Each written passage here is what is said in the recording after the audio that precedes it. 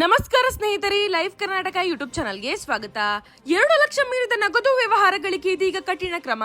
ನಿಯಮ ಗೊತ್ತಿರದವರಿಗೆ ನಿಜವಾಗಿಯೂ ದೊಡ್ಡ ಶಾಕ್ ಕಾಯುತ್ತಿದೆ.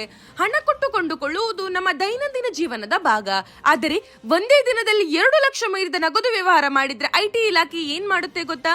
ಹಾಗಿದ್ರೆ ಈ ನಿಯಮ ಏನು, ಯಾರಿಗೆ ಅನ್ವಯ ಅನ್ನೋದನ್ನ ವಿಡಿಯೋದಲ್ಲಿ ಪೂರ್ತಿಯಾಗಿ ಹೇಳ್ತೇನೆ.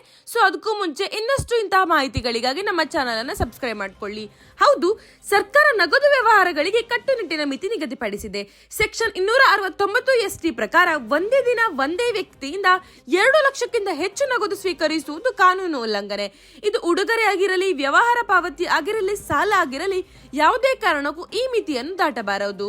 ಇತ್ತೀಚೆಗೆ ಡಿಜಿಟಲ್ ಪಾವತಿಗಳ ಬಳಕೆ ಹೆಚ್ಚುತ್ತಿರುವ ಹಿನ್ನೆಲೆಯಲ್ಲಿ ಕೇಂದ್ರ ಸರ್ಕಾರ ಮತ್ತು ಐಟಿ ಇಲಾಖೆ ದೊಡ್ಡ ನಗದು ವ್ಯವಹಾರಗಳನ್ನು ವಿಶೇಷವಾಗಿ ಟ್ರ್ಯಾಕ್ ಮಾಡುತ್ತಿದೆ. 2 ಲಕ್ಷ ಮೀರಿದ ಮೊತ್ತವನ್ನು ನಗದಿನಲ್ಲಿ ಸ್ವೀಕರಿಸಿದರೆ ಐಟಿ ಇಲಾಖೆ ನೋಟಿಸ್ ಕಳಿಸಿ ದಂಡ ಹಾಕುವ ಸಾಧ್ಯತೆ ಹೆಚ್ಚಿರುತ್ತೆ.